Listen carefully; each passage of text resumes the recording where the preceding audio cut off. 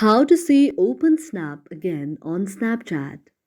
If any day any of you are a Snapchat user and you would like to see any of your open snaps again on Snapchat because you like the snap very much, just follow the following steps. For this, first of all, you have to launch the Snapchat application on your mobile device. You can tap on the Snapchat application and Snapchat will be launched on your mobile device.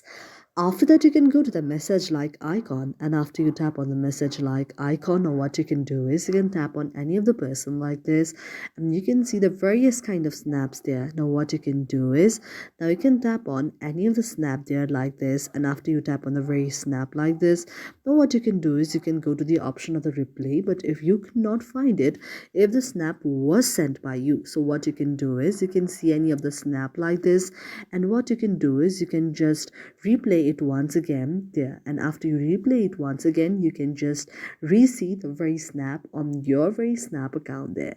Thank you for watching our video, and if you really like it and if you find our video to be meaningful to you, do not forget to subscribe our channel.